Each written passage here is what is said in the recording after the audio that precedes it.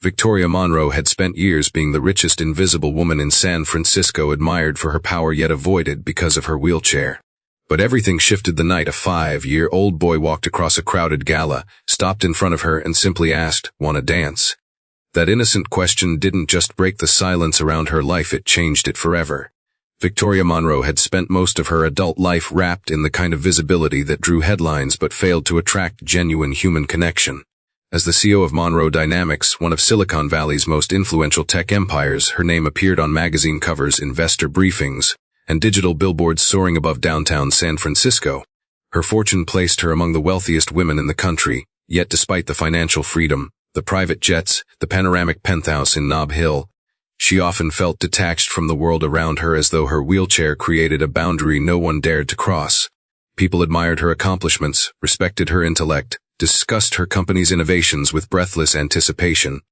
But when they stood in front of her, they hesitated. They smiled too cautiously, spoke too gently, or avoided her altogether, as if unsure how to treat a powerful woman who didn't stand the way they expected. It wasn't rejection, it was distance, and that distance grew thicker with every year she spent plastered across business rankings and award stages. She had authority, influence, and the kind of recognition entrepreneurs dream about, yet the attention always felt curated, filtered, and cold. Even the people who claimed to care for her board members, investors, partners did so with a calculated politeness that never went beyond the boundaries of professionalism. They respected her, yes, but few ever truly saw her. Her accident, the one that had taken her ability to walk nearly a decade earlier, was never something she hid. She faced interviews, answered questions on resilience, and became the unintentional poster figure for strength through adversity, a title she neither asked for nor wanted. But the image stuck, and as it spread, the world learned to approach her with a kind of emotional caution that made her feel less human and more symbol. People weren't afraid of her disability, they were afraid of saying the wrong thing about it. They were intimidated not by her wheelchair, but by what she represented: triumph, tragedy, perseverance, whatever narrative the press fed them that month. So they stepped carefully, treated her like a glass sculpture capable of cracking under the pressure of an unfiltered word. No one spoke to her naturally anymore. No one forgot the chair long enough to meet the woman sitting in it. They saw the legend, the powerhouse, the tech icon, but rarely the ordinary human being who craved warmth, spontaneity, and simple authenticity. In private, Victoria lived a life shaped by routine efficiency, mornings filled with emails and calls from London or Singapore, afternoons hosting meetings in glass conference rooms overlooking the bay, evenings spent reviewing product proposals or reading economic forecasts. She filled her calendar with purpose, but rarely with people. Her only constants were her assistant, her driver, and her physical therapist, each professional, respectful, and distant. The penthouse she returned to every night was immaculate, minimalist, and breathtaking, yet it lacked warmth. It was a place built to be admired, not lived in. Her kitchen saw more catered meals than home-cooked ones. Her dining table was more familiar with contracts than conversations. Even the panoramic windows that framed the skyline felt like barriers, beautiful but unyielding. There were moments, brief and unspoken, when she wondered if this version of her life had been shaped more by circumstance than choice. She had climbed so far, achieved so much, but the higher she rose, the fewer people stood beside her. Colleagues respected her but rarely connected with her. Friends drifted away over time, unsure how to fit into a life that seemed larger than their own. Relationships never lasted. Potential partners either idolized her success or pitied her condition. Neither reaction nurtured love, neither helped her feel understood. Still, she carried herself with poise and discipline, the kind of self-possession people mistook for indestructibility.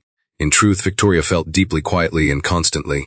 She longed for small things that rarely entered her world anymore: a laughter that wasn't rehearsed, conversations that didn't involve projections or mergers, company that didn't treat her chair as a barrier or her wealth as a pedestal. She wanted to be looked at without calculation, spoken to without hesitation, approached without fear. She wanted someone, anyone, to forget who she was supposed to be and simply recognize who she was. But in her circles, such interactions were rare, almost non-existent. Her presence at high-profile events only magnified the disconnect. Whether she attended charity galas, investor dinners, or board gatherings, people moved around her with choreographed civility. They approached with compliments about her company's achievements, praised her resilience, or asked for a photo that would bolster their image of inclusivity. Yet they never stayed long.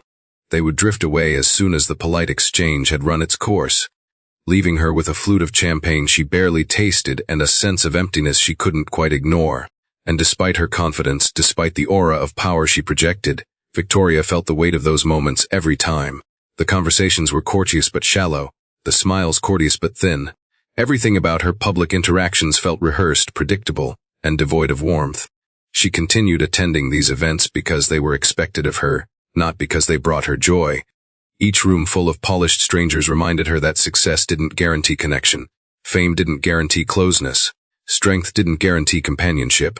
The truth she rarely admitted, not even to herself, was that she had begun to worry she would spend the rest of her life being admired but never known.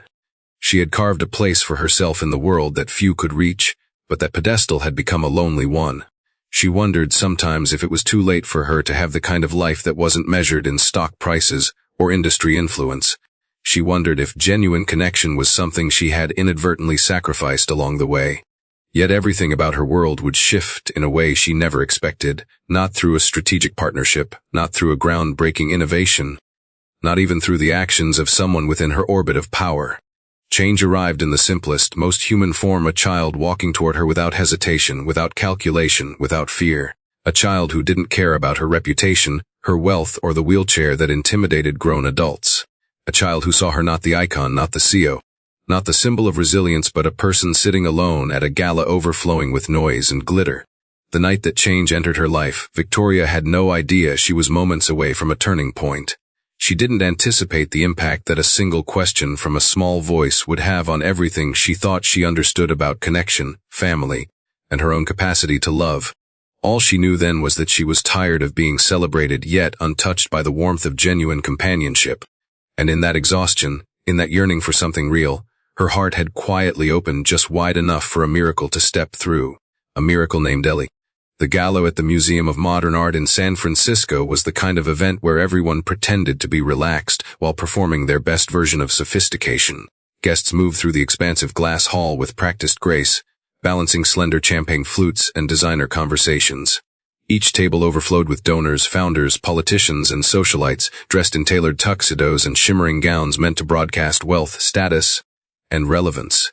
Yet for all its elegance, the room felt oddly predictable, another night of handshakes, networking, and curated charm. And in the thick of it all was Victoria Monroe, positioned near one of the towering windows overlooking the city. Her presence both commanding and strangely disregarded. The organizers had welcomed her warmly. The photographers had insisted on taking her picture the moment she arrived. And the board members of the charity she funded had practically lined up to shake her hand. But once the required greetings were exchanged, the room resumed its usual rhythm, and people began their subtle dance of avoiding eye contact with her unless absolutely necessary. They weren't rude, they were awkward. They didn't intend to exclude her. They simply didn't know how to include her without drawing attention to the chair she maneuvered so smoothly. Victoria could predict the pattern within minutes of arriving. Someone would approach her with exaggerated enthusiasm, compliment her company's latest innovation, ask about the new philanthropic initiative she'd launched, then abruptly excuse themselves when they felt the conversation drifting beyond safe, professional topics. Another person might smile at her politely, then turn to someone standing behind her, pretending not to realize they'd effectively dismissed her. Couples waltzed across the polished floors while their friends stood by discussing business mergers or vacation homes. It was a scene Victoria knew too well. She had attended countless events like this: fundraisers, award ceremonies, investor dinners, each one structured to look dazzling, but lacking any depth that could nourish her soul. Tonight was no different. She positioned herself slightly off to the side, not to hide but to take a breath between interactions. She wasn't upset. She wasn't even surprised. She had learned long ago that spaces like these preferred the image of her, not the woman she really was. So she observed the event with a kind of wary acceptance. The champagne sparkled. The orchestra played a gentle, sweeping arrangement. Crystal chandeliers refracted light across the marble floors. Everything shimmered, yet none of it felt meaningful. She surveyed the room, recognizing dozens of familiar faces. Near the center was Robert Ashford, a billionaire real estate developer who always spoke to her as though she needed instructions repeated slowly. To the right were two young founders whose startup Victoria had invested in. They waved briefly, then quickly turned away, unsure how to navigate a longer greeting that wasn't strictly business-related. Toward the bar, a cluster of venture capitalists laughed loudly at a joke she doubted was actually funny. The dynamic repeated itself all around her, people interacting effortlessly with each other yet stumbling inwardly when they looked her way. A woman in an emerald gown approached Dana Kurtz, a well-known philanthropist whose social media presence made her appear effortlessly inclusive. She leaned down for a photo and placed a light hand on Victoria's shoulder, beaming for the camera as though the two were old friends rather than acquaintances who exchanged maybe 2 emails a year. The moment the photographer lowered the lens, Dana straightened up and took a discreet half-step back. "Let's take another later," she said, already scanning the room for someone with a larger platform. Victoria nodded politely. She didn't blame Dana, she simply recognized the script. Even the well-meaning guests fell into the same habits. They avoided discussing anything too personal, afraid it might hint at pity or insensitivity. They kept their interactions brisk to avoid saying something wrong. The result was an atmosphere where Victoria was simultaneously admired and held at a distance, appreciated yet never fully engaged. It wasn't hostility. It was uncertainty wrapped in etiquette. The music shifted to a more lively piece, prompting more couples to fill the dance floor. Victoria watched them move with fluid ease. At one point in her life, she had danced like that too before the accident, before the world reshaped her into an emblem of strength. She didn't resent them for their freedom, but she did feel the inevitable sting of being an observer rather than a participant. Her wheelchair wasn't the issue, it was the assumptions surrounding it. People rarely invited her, unsure if such a gesture would be respectful or inappropriate. They never bothered to ask. They simply kept their distance, leaving her with an untouched flute of champagne and a view of the city lights beyond the window. Someone else approached, an investor named Randall Briggs, speaking loudly as if he assumed she couldn't hear well. She answered calmly, professionally, and after realizing his mistake, he flushed in embarrassment and excused himself abruptly. She sighed, adjusting her posture, wishing for just one conversation that didn't require navigating other people's discomfort. But then something entirely unexpected happened. A small movement at the far edge of the room caught her attention. Not another executive or politician, but a child weaving awkwardly through the adults. A boy maybe 4 or 5, dressed in a slightly oversized button-down shirt and dark pants, shoes scuffed from real use rather than fashion. His hair curled gently at the edges, and his eyes were wide as he took in the spectacle of chandeliers, gowns, and swirling dancers. He wasn't intimidated, he wasn't calculating, he was simply curious. Victoria followed his path with mild surprise. Children almost never attended events like this unless they belonged to wealthy families, and this boy clearly didn't. He looked like he wanted to touch everything, question everything, absorb everything with the boundless fascination only a child could possess. She wondered who he belonged to, perhaps a staff member working behind the scenes, possibly someone who couldn't find childcare that evening. Then his eyes met hers. Unlike the adults who hesitated or shifted uncomfortably, he didn't look away. He didn't flinch or seem unsure. He tilted his head slightly, studying her the way children do when they see something new but not frightening. His gaze wasn't filtered through caution or politeness. It was honest, guileless, completely free of the assumptions adults carried. Before she had time to question what he might do, he began walking toward her with determined little steps, threading between gowns and suits with the confidence of someone who belonged everywhere. Victoria felt her breath catch, not out of fear, but from the sheer unpredictability of the moment. No one approached her like this. Adults rehearsed their lines, calculated their expressions, softened their tone. This child approached her with zero hesitation, as if the wheelchair were simply another object in the room. He stopped directly in front of her, looking up at her with bright brown eyes full of warmth and interest. She waited for the questions adults avoided but children asked bluntly. She prepared herself for the usual, "What happened to your legs?" or "Why do you sit in that chair?" But instead he smiled, a wide, unguarded smile that warmed her chest in a way she hadn't expected. He extended his small hand toward her. "Hi," he said, cheerful and confident, "I'm Ella." And without realizing it yet, Victoria Monroe's entire world began to shift. Ellie stood before Victoria with the kind of confidence that didn't fit the room. A little hand extended upward as if offering her the simplest, most natural gesture in the world. He had no idea who she was, no sense of her influence, no understanding of the power she held, no awareness of the delicate social choreography happening all around them. To him, she wasn't the billionaire CEO or the guest of honor. She was just a person sitting in a place he happened to wander into. Someone who caught his eye because she looked different from everyone else, but not in a way that frightened him. It was precisely that lack of hesitation, so rare, so refreshing, that made Victoria's heart catch. Adults prepared themselves before speaking to her. Children, however, were guided entirely by instinct. And this child's instinct was to greet her with friendliness, curiosity, and not a trace of discomfort. She reached out, shaking his tiny hand with a gentle grip.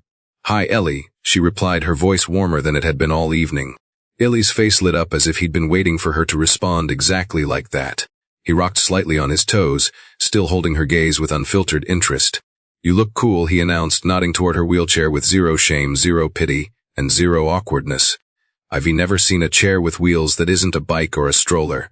Victoria let out a soft laugh, a real one, not the controlled, polite chuckle she usually offered at these galas. "Well," she said, tapping the armrest lightly, "it helps me get around." Ellie nodded as if this explanation made perfect sense to him. "Do you go fast?" he asked, eyes widening with excitement. Before she could answer, his attention shifted toward the orchestra. The musicians had just begun another song, something classical, sweeping, meant to elevate the evening's elegance. Couples drifted back to the dance floor, gliding effortlessly under the glittering lights. Ellie watched them with fascination. Then he turned back to her with a spark in his eyes that Victoria hadn't seen in any one child or adult for a very long time. "Do you want to dance with me?" he asked. The question landed with more force than he could possibly understand. It wasn't just unexpected, it was revolutionary. Adults at gala events never asked her to dance. They never even considered it. They feared it would seem patronizing or inappropriate. They feared the wheelchair would complicate things. They feared judgment from onlookers. So they simply omitted the possibility entirely, as if dancing existed in a world separate from her own. Hearing those words from a child, delivered without overthinking, without social caution, without self-consciousness, unlocked something in her chest. Victoria stared at him, momentarily speechless, not from shock, but from the emotional weight of such a simple invitation. Her fingers tightened slightly on her armrest as she absorbed the purity of his gesture. She felt her throat tighten, but she forced air into her lungs and managed a smile. "You want to dance with me?" she asked, needing to hear him confirm it, needing to be sure she hadn't imagined the sincerity in his voice. Ellie nodded vigorously, curls bouncing with the movement. "Yeah. Why not? The music's pretty. Pretty, elegant, and now meaningful." For the first time that evening, the orchestra's melody didn't feel distant. It felt personal, as though the notes themselves were waiting for her to respond. She glanced around, half expecting someone to intervene, to tell the boy he shouldn't bother her, to steer him away and restore the event's predictable social structure. But no one noticed. The adults absorbed in their own conversations, their own performances, their own polished version of enjoyment. Victoria leaned forward slightly. "Okay," she said, her voice soft but steady. "Let's dance." Ellie's grin grew impossibly wider. Without waiting for further instruction, he placed his small hand on the side of her chair and gave it a gentle push, as though guiding her into motion. She activated the motor with a subtle movement, allowing the chair to glide smoothly across the floor. Ellie walked beside her, matching her pace, spinning occasionally because he couldn't contain the excitement buzzing through him. They reached the edge of the dance floor, and Victoria adjusted her chair to mimic the gentle turns of the dancers. Ellie took this as his cue and began twirling himself around her, arms lifted as though he were a miniature conductor directing his own imaginary orchestra. The movement wasn't graceful, not by classical standards, but it was joy personified. His laughter rose naturally, not the forced politeness of adults, but genuine, unrestricted delight. Victoria felt something loosen inside her chest, something she hadn't realized had been clenched for years. She allowed herself to follow his rhythm, moving her chair slightly forward, then back, then in a slow circle as Ellie continued his improvised choreography. People began noticing them, their heads turning, their expressions a mixture of surprise and curiosity. It wasn't the spectacle that bothered Victoria. It was the realization that this moment, so warm, so human, so uncomplicated, was a rare occurrence in her life. And it shouldn't have been. She shouldn't have needed a child to remind her what connection felt like. Yet here she was, being pulled back into life by a boy who saw none of her status and none of her obstacles, only possibility. Ellie stopped spinning for a moment and leaned in close. "You were really good at this," he declared, completely earnest. Victoria laughed again, feeling an unexpected lightness fill her chest. "I'm following your lead," she said. Ellie puffed out his chest proudly. "I'm a good dancer. My mom says I dance even when I'm supposed to be brushing my teeth." As if summoned by the mention, a woman suddenly hurried across the room, eyes wide with worry. Grace. Though Victoria didn't yet know her name. She looked exhausted, dressed in a simple uniform that set her apart from the glittering crowd. Her expression carried panic, not at the scene itself, but at the possibility of having disrupted the carefully curated social environment. "Ali!" she gasped, rushing forward. "Sweetie, you can't run off like that." Ellie looked up, startled but not guilty. "I was dancing," he said, pointing cheerfully at Victoria. Grace's expression shifted instantly from scolding to mortified. She turned to Victoria, her voice trembling. "Ma'am, I'm so sorry. I told him to stay in the back. Please don't report this to the event staff. I can't lose my job." Victoria's heart clenched not out of pity but empathy. This woman wasn't afraid of her. She was afraid of the consequences of being seen. Victoria understood that feeling all too well. She raised a hand gently. "It's all right," she said. "He didn't do anything wrong." Grace blinked, unsure whether to believe her. Ely, sensing tension, squeezed Victoria's hand. "We danced," he explained earnestly, as though it justified everything. Victoria smiled at him. "We did, and he made my night better." Grace froze, taken aback by the sincerity in Victoria's voice. She exhaled shakily. "Thank you," she whispered. "I really appreciate your kindness." Victoria looked at the boy, then at the mother who clearly carried the weight of the world on her shoulders. "You don't have to worry," she assured her. "He's wonderful." Ellie beamed at both of them, proud of his involvement without fully understanding the depth of what he had just done. And as Grace gently took his hand, murmuring that it was time to go, Ellie waved enthusiastically. "Bye, V," he called out. Victoria felt an unexpected ache as they walked away. She watched the boy disappear into the staff hallway, still bubbling with energy, and she realized she didn't want this to be the last time she saw him. She didn't know why yet. She only knew that a child, a complete stranger, had managed to reach a place in her heart that had been untouched for years. And that single moment, that single dance, had already begun reshaping the trajectory of her life. Victoria remained on the edge of the dance floor long after Grace had guided Ellie back through the service hallway, the image of the little boy's bright smile lingering in her thoughts like a warm echo. She wasn't used to moments like that, unexpected, uninhibited, genuinely heartfelt interactions that came without expectations or formalities. The gala resumed its polished rhythm, guests gliding around her, waiters replenishing glasses, the orchestra shifting into another meticulously selected piece meant to impress donors. Yet for the first time that night, Victoria didn't feel like a static fixture in the room. She felt awake, as though a dormant part of her had been nudged into motion by a small hand and a simple invitation. She found herself replaying the moment in her mind, Ellie walking toward her with that fearless curiosity, his little fingers wrapping around hers, the way he spun in circles, laughing in pure delight. Something about his presence had cut through the artificial structure of the event like sunlight through heavy clouds. And the way he'd said "Misbah," so casually, as if they'd known each other for years, left her with an unfamiliar ache she couldn't name yet.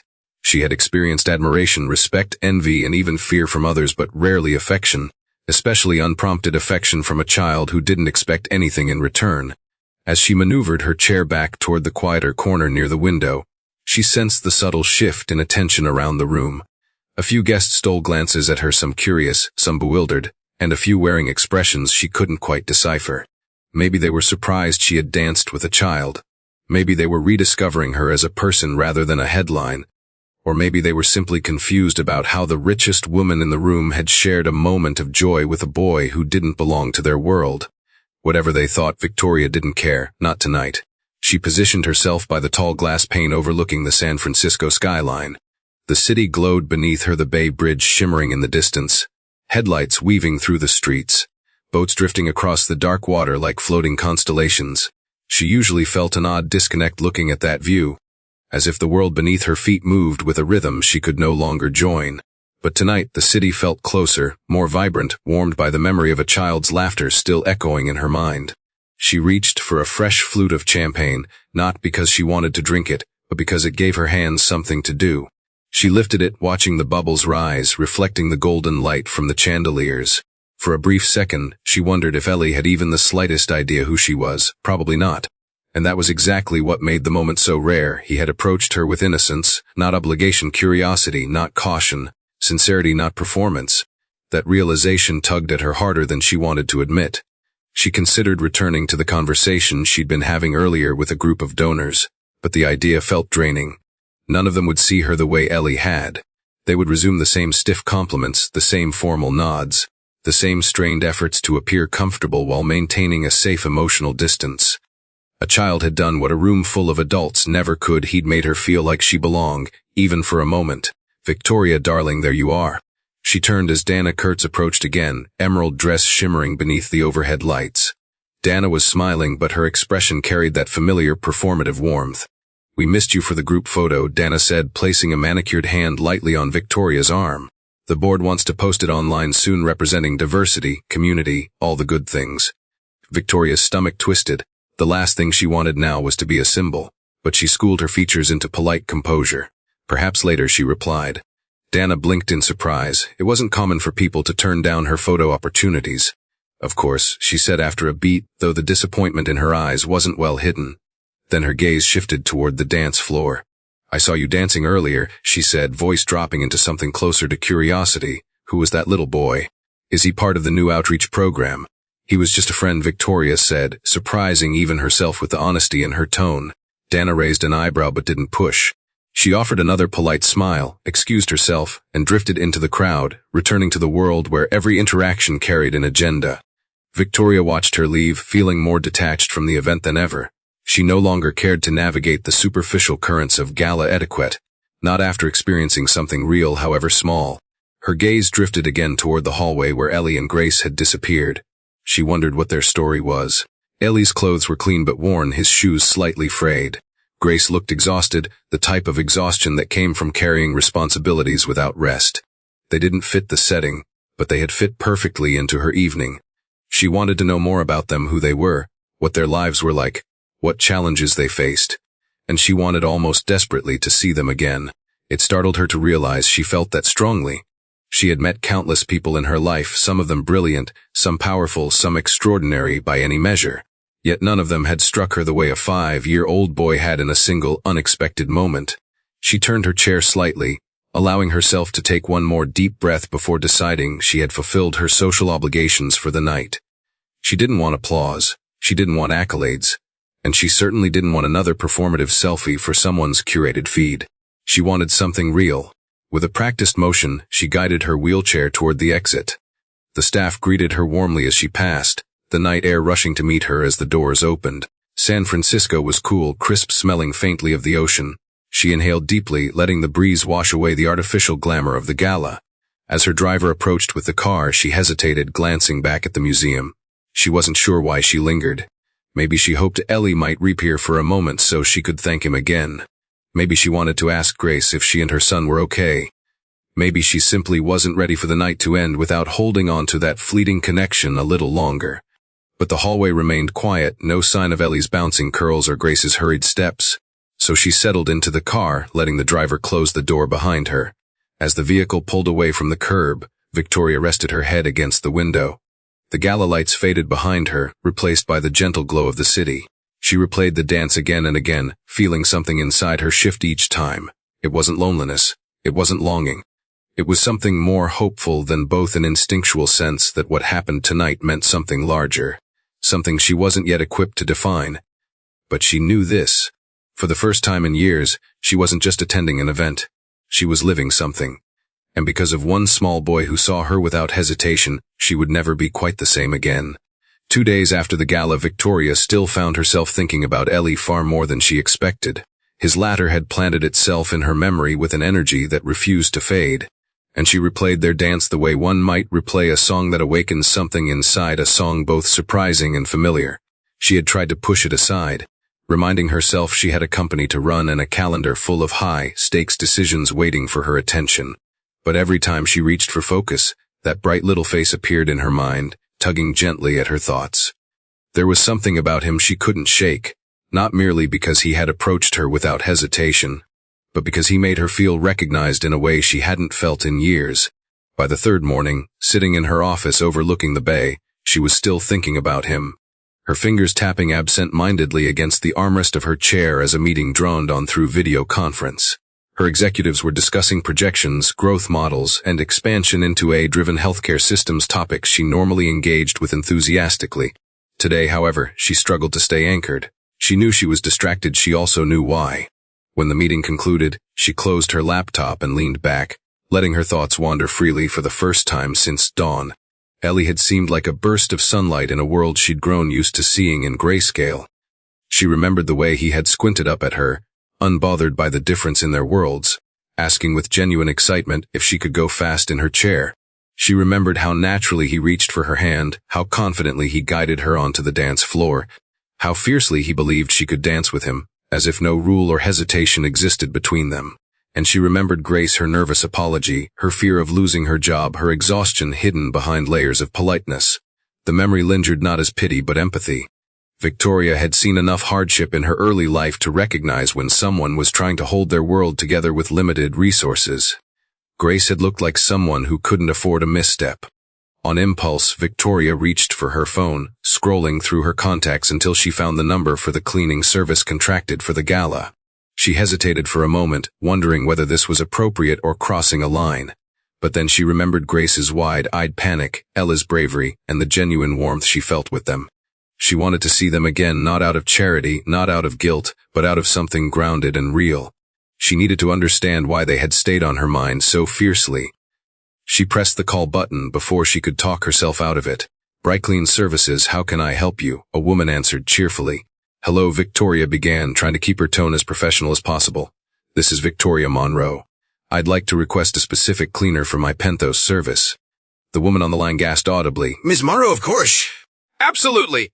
"Which of our staff would you like assigned? We'll arrange it immediately." Victoria felt a strange flutter in her stomach, not nerves exactly, but something close. "Her name is Grace Johnson." There was a pause, as if the woman was scrolling through a database. "Grace. Yes, she's one of our evening shift employees. Very dependable. You'd like her exclusively?"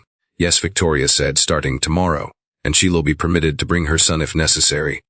"Her son?" "Yes, his name is Ellie." Another pause, softer one. "We can accommodate that," the woman said at last. "We'll notify her tonight. Thank you for choosing Brightclean." Victoria ended the call and exhaled slowly, unsure if she had made a mistake or taken a leap in the right direction. She told herself it was reasonable after all. People often requested specific staff when they found someone trustworthy.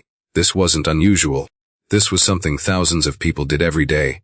It shouldn't feel momentous, but it did.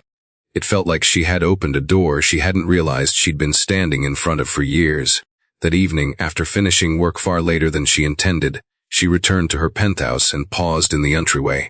For the first time in a long while, she found herself curious not about tech, not about revenue, but about what the next day would bring. She imagined Ellie walking through her door, imagined his excitement, imagined the way he might explore her home with the same wonder he'd shown at the gala. She imagined Grace still cautious, still protective, trying to understand why a billionaire wanted to see her again. She hoped her intentions wouldn't be misunderstood. Meanwhile, across the city, Grace Johnson was finishing her shift cleaning the lobby of a downtown office building when her phone buzzed. She checked the screen, expecting a reminder or a message from a coworker, but her eyes widened when she saw the Brightclean headquarters. She answered with immediate concern. "Hi, this is Grace." "Grace, good evening," her manager greeted her. "We've assigned you to a new private client effective tomorrow morning. High profile. She specifically requested you." Grace froze. No one requested her, ever. "Do you know who it is?" "Victoria Monroe." Grace nearly dropped her phone. Her heart hammered as she tried to process the words. Why would a billionaire request her? Had she done something wrong at the gala event? Was this a formal complaint packaged as a reassignment? Or worse, was she about to lose her job? Her manager seemed to sense her panic. "Don't worry, Grace. She asked for you. And she said you may bring your son if needed." Grace's knees weakened. She leaned against her cart of supplies, gripping the handle tightly. She said that. "Yes, report Penthouse in Nob Hill at 8 a.m. sharp. You'll receive premium pay for this assignment. Congratulations, Grace." Grace ended the call and pressed a hand against her forehead, overwhelmed. She didn't understand it. She didn't trust it. Opportunities like this didn't fall into her lap. They fell into the laps of people who lived in neighborhoods she never visited, who never had to count quarters when paying for groceries. But then she thought of Ellie's delighted voice talking about the dance, about the lady in the cool chair, about how kind she had been. Maybe this wasn't something to fear. Maybe it was a door opening not for Grace but for her son. When she finally got home to their tiny apartment, Ellie ran to her with a drawing clutched in his hands, colorful scribbles of him and Victoria dancing. "Mom, do you think she remembers me?" he asked eagerly. Grace swallowed the lump in her throat. "I think she does," she whispered. Across the city, Victoria fell asleep wondering what their reunion would feel like. Across the city, Grace lay awake wondering if she deserved it. And across the city, Ellie drifted into dreams filled with music, spinning lights, and a woman who had treated him like he mattered in a room full of people who didn't even see him. None of them knew how deeply their lives were about to intertwine. But the first thread had been pulled softly, unexpectedly, and with the quiet power of a moment that refuses to be forgotten. Grace woke up before sunrise, nerves twisting in her stomach like a knot she couldn't loosen no matter how many deep breaths she tried to take. She barely slept. Every time she closed her eyes, she saw Victoria's face, the quiet kindness in her expression, the surprising softness in her voice, the way she defended Ellie without hesitation. For most people, meeting a billionaire was extraordinary. Being invited into their home was unfathomably life-changing. But for Grace, the stakes were even higher. She depended on this job. Her entire life was built on fragile balances: rent, groceries, school supplies, utility bills, and losing a single source of income could send everything crashing down. So yes, she was grateful, but she was terrified too. Ellie, meanwhile, woke up buzzing with excitement. He practically bounced out of bed the moment he smelled oatmeal cooking in the kitchen of their tiny apartment. "Mom, is today the day? Are we going to see Miss V?" he shouted as he scrambled to put on his slightly faded jeans and the button-down shirt he called his fancy one, even though it was missing a button near the cuff. Grace tried to hide her worry behind a smile. "Yes," she said, tucking in his shirt. "But remember, you have to stay close to me. And behave, and please don't wander off like you did at the gala." Ellie nodded enthusiastically, though Grace suspected he only absorbed half of her instructions. His excitement was too big, too uncontrollable. The bus ride to Nob Hill felt like traveling to another world. The farther they went, the more the scenery shifted from cracked sidewalks and laundromats to manicured streets framed by tall palm trees and impeccably restored Victorian homes. Ellie pressed his nose against the window as they climbed the steep hill, pointing excitedly at cable cars and glittering rooftops. Grace held his hand tightly, her stomach tightening as they approached the towering luxury building where Victoria Monroe lived. Everything about it was intimidating: the polished brass accents, the sweeping glass entrance, the uniformed doorman who stood straighter than anyone Grace had ever seen. The doorman greeted them with professional courtesy but a hint of surprise.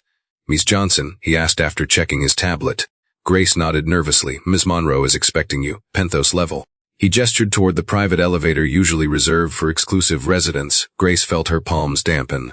She wasn't used to elevators that required keycards or had buttons lined with polished steel. Ellie, meanwhile, was too distracted by the mirror-like walls to sense her anxiety. "Mom, look. It's like there are 4 of me." Grace squeezed his hand again, more to steady herself than him. When the elevator doors opened to the penthouse, she was met with a sight that nearly took her breath away. Victoria's home didn't just overlook San Francisco, it seemed to float above it.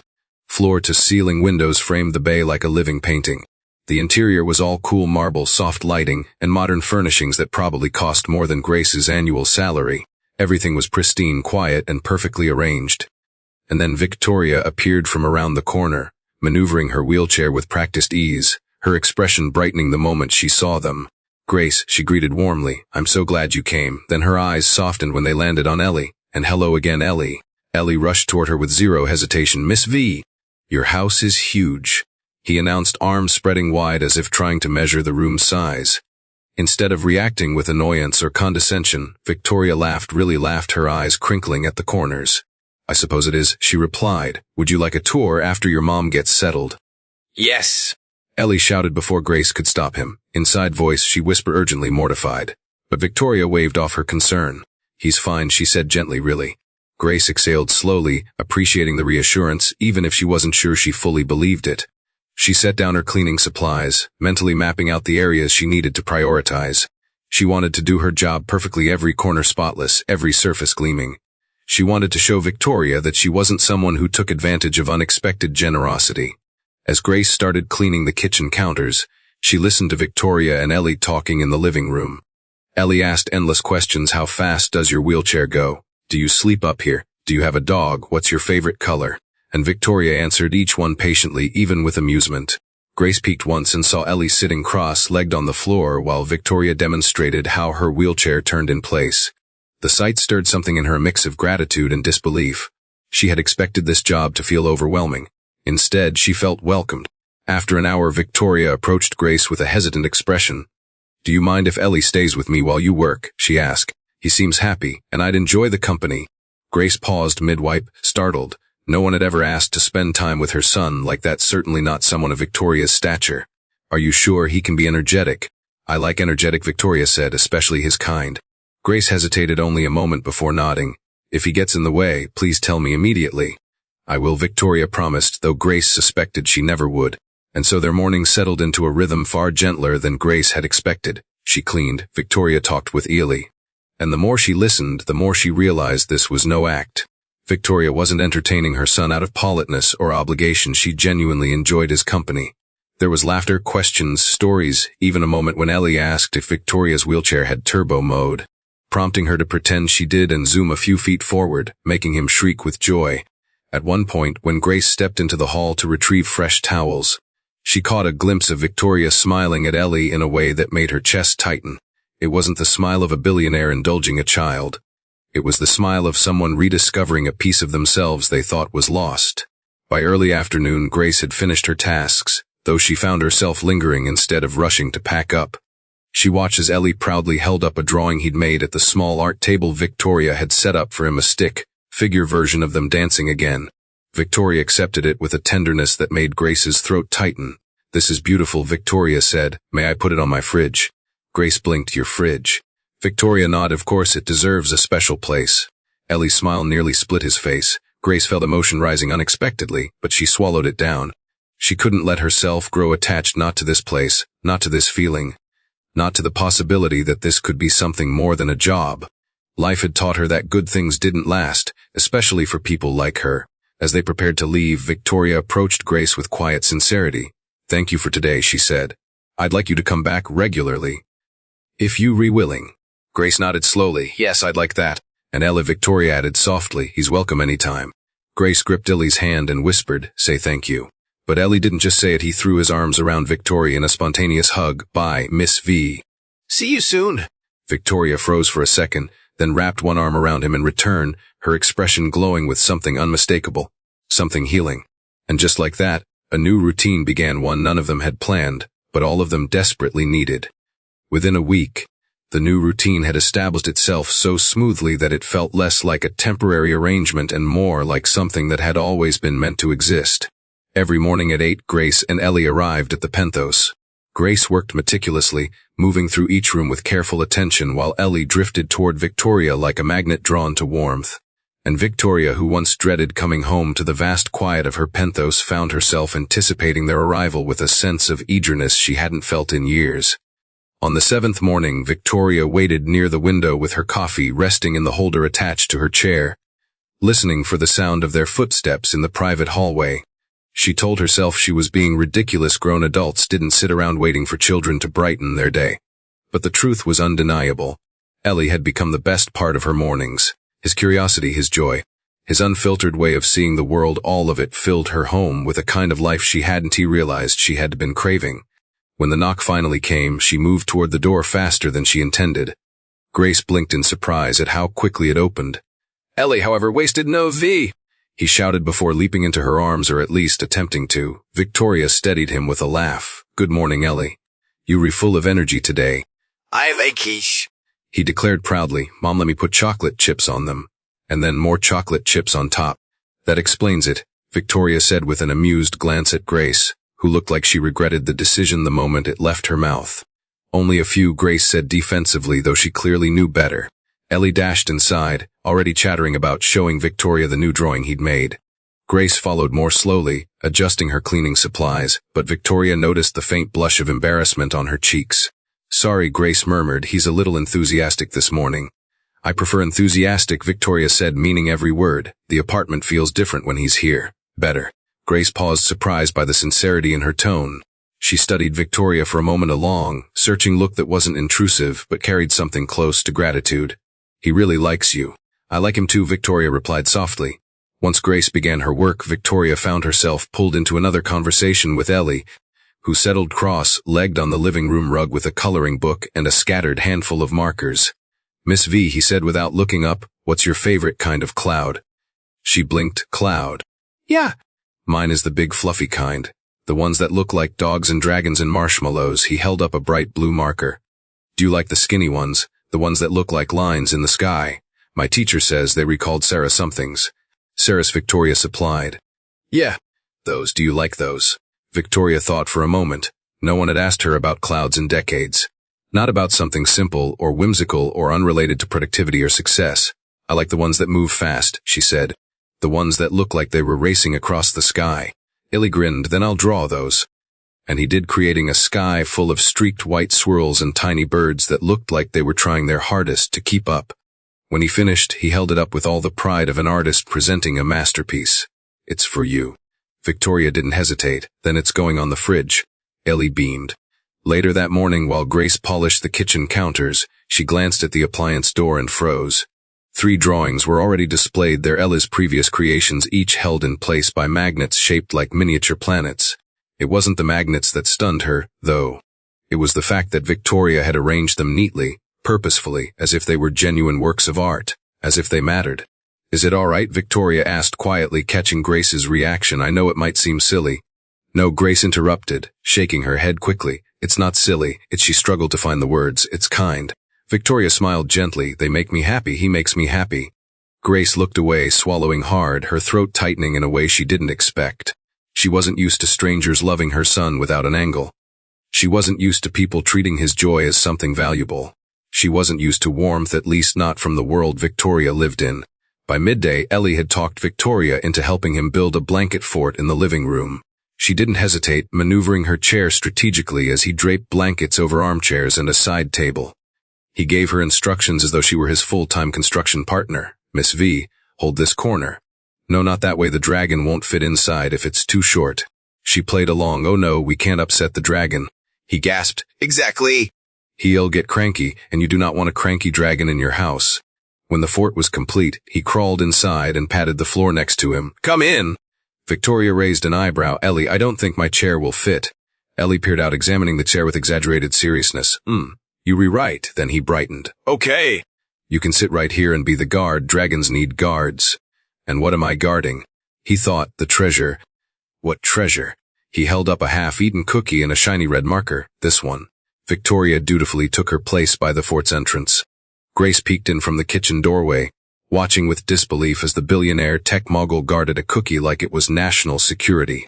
The hours drifted by and every moment felt strangely perfect. In the afternoon, Grace gently told Ellie it was time to clean up. His face fell dramatically. "Already." "But we didn't finish the dragon story." "We can finish it tomorrow," Victoria offered. Elle lit up instantly. "Promise?" "Promise." Grace gave Victoria a long, searching look again, this one softer than earlier, tinged with emotion that wasn't fear, but something like hope.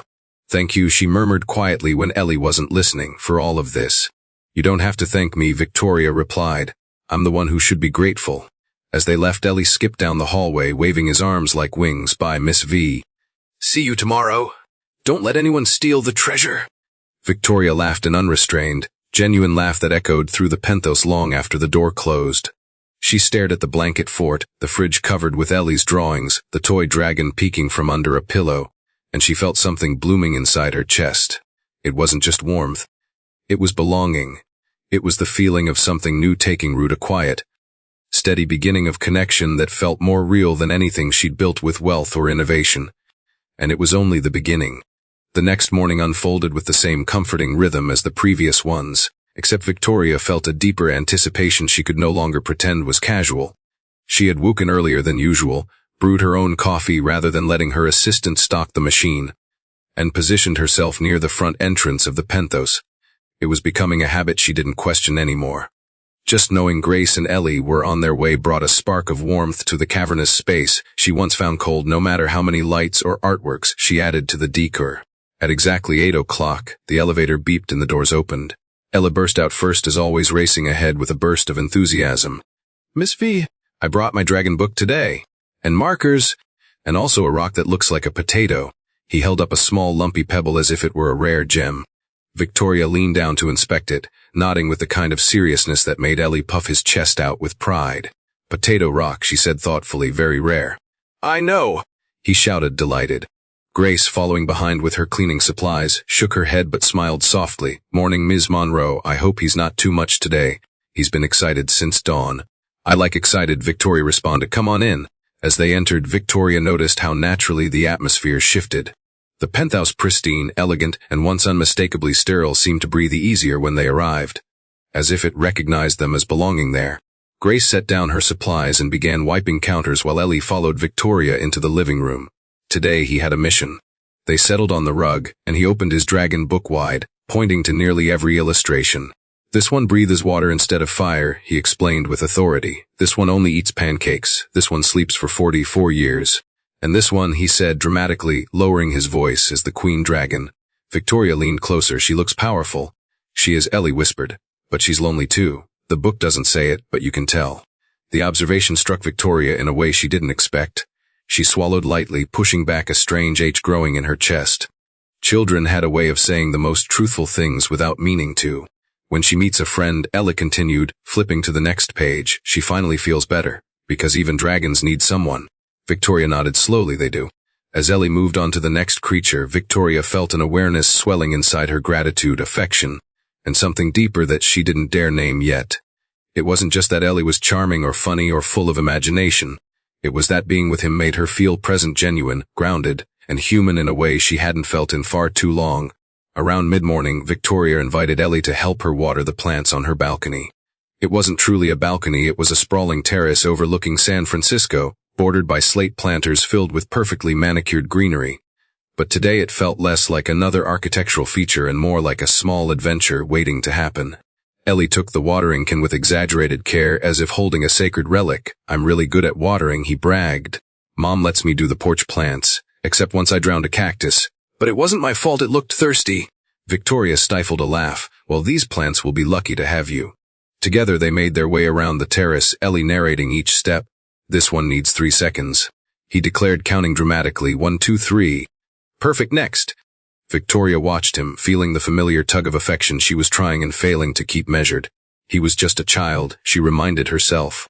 But children could change lives. She knew this from experience, even if she'd spent years pretending she didn't.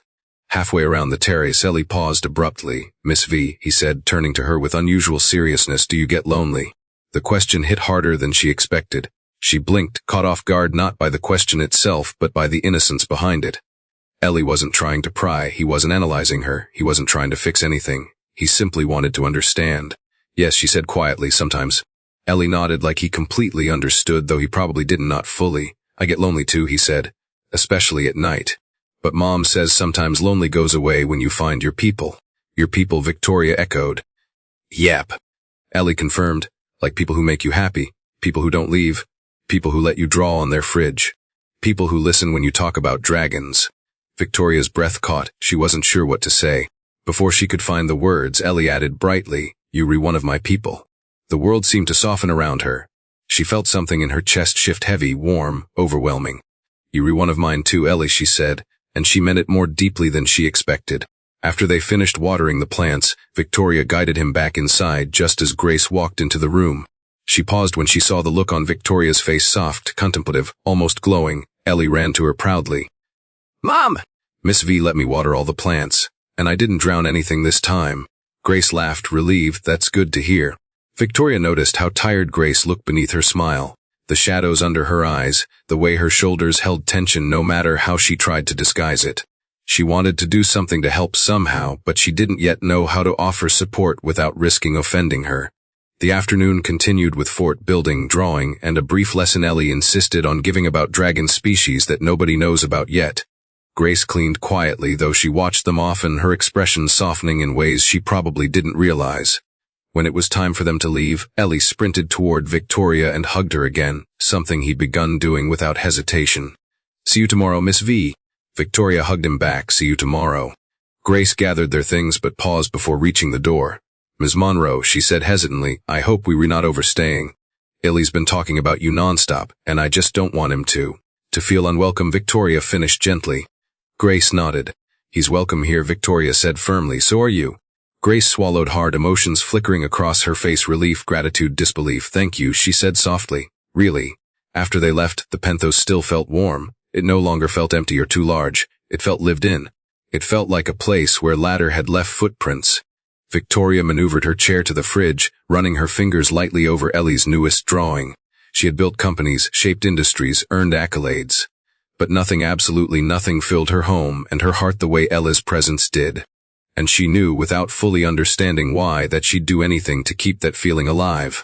By the end of the second week, the rhythm between the three of them felt almost natural, so natural that neither Victoria nor Grace fully realized how deeply it was beginning to impact their lives. Ellie, of course, sensed none of the complexities. He simply adored being at the penthos, and he adored Victoria. To him the world was straightforward. She listened, she laughed, she played, she saw him. Kids didn't need more than that to form attachments. But adults felt everything differently. On a Thursday afternoon, Victoria was helping Ellie arrange his toy dragons into a kingdom made of throw pillows when she heard the faint chime of her elevator, one that could only be triggered from the private lobby. She frowned. She wasn't expecting anyone. Grace, dusting bookshelves nearby, paused too, sensing Victoria's change in focus. The elevator doors slid open, and a well-dressed woman stepped out. Sharp blazer, sleek heels, a pearl necklace, silver hair pulled into a flawless twist. Her presence filled the room instantly. She didn't need to introduce herself. Victoria's entire body reacted before her mind did. "Aunt Margaret," Victoria said, straightening. Grace stiffened at the tone. Ellie looked up, whispering loudly, "Who's that?" Victoria didn't answer. She didn't need to. Margaret Monroe was a force, a woman who had shaped Victoria's entire upbringing after her parents passed, who loved her fiercely but controlled her just as fiercely. She had managed the estate, the business foundations, the public relations crisis, and even as Victoria aged, her personal life. She meant well, but she managed by pressure and fear rather than trust. And when it came to protecting Victoria, she spared no one. Margaret looked around the room with eyes that missed nothing. Her gaze lingered on the blanket fort still half standing, the toys scattered across the floor, and finally, on Ellie, who stared back at her with big brown eyes, clutching a toy dragon defensively. "What is the meaning of this?" Margaret demanded, her voice crisp enough to slice through the room. Victoria felt a familiar tension coil in her shoulders. "I didn't know you were coming." "You weren't supposed to," Margaret replied, stepping forward. "But I had business in the area and decided to check on you." Clearly that was wise. Grace swallowed visibly, unsure whether to greet her, apologize, or disappear entirely. She opted for stillness, placing the dust cloth aside and gently resting her hand on Ellie's shoulder. Margaret looked straight at her. "You must be the cleaning staff." Grace nodded. "Yes, ma'am." "And the boy is?" "My son." Grace tightened her grip on Ella's shoulder. Margaret's expression hardened. "And why is your son playing in my niece's living room?" Before Grace could speak, Victoria cut in. "Because I asked them to come." Margaret turned sharply. "You asked a cleaning employee to bring her child into your home." "He's not a problem," Victoria said evenly. "That is not the point," Margaret countered. "This is inappropriate and frankly irresponsible. You don't know these people. You don't know their intentions." Grace flinched. Victoria felt a wave of anger spark beneath her composure. "You don't get to talk about them like that. Someone has to." Margaret shot back. "You're vulnerable right now. You've been isolating yourself, avoiding events, letting your responsibilities slide. And now you've become attached to a child you barely know. That concerns me, Victoria, deeply." "It shouldn't," Victoria said, but her voice lacked the bite she wanted it to have. Margaret had a way of slicing into her insecurities, exposing the parts she tried to protect. Ellie tugged Grace's sleeve. "Mom, are we in trouble?" Grace knelt beside him. "No, baby, you refine." Margaret observed them with a critical eye, cold, calculating. "I'm sure you're a hard worker, Ms. Johnson," she said tightly. "But my niece is a high-profile individual. She has to be careful about who she allows into her inner circle. She invited us," Grace whispered, her voice trembling. "And she didn't think it through," Margaret replied. Something inside Victoria snapped, not loud, not dramatic, but firm, like a piece settling into place. She maneuvered her chair forward until she was directly between Margaret and Grace. "I asked Grace to come because she's good at her job," Victoria said. "I asked Ellie to come because he makes this place feel alive, and I make my own decisions." Margaret stared at her for a long moment. "You think this is wise? I think this is mine to decide." Grace felt like she was intruding on a family argument she had no right to witness. She gathered Ellie in her arms, whispering, "Let's pack our things." But before she could reach for her cleaning bag, Victoria turned to her. "You don't have to leave." Grace froze. "Ms. Monroe, I don't want to cause trouble." "You aren't," Victoria said softly. "You never have." Margaret let out a brittle laugh. "Of course she is. Look at you. Look at this place. You not thinking clearly. You being emotionally manipulated by a child." "Don't talk about him like that," Victoria said, sharper now. "He is a stranger," Margaret insisted, "and so is she." "Then get to know them," Victoria said, surprising both Margaret and herself, instead of assuming the worst.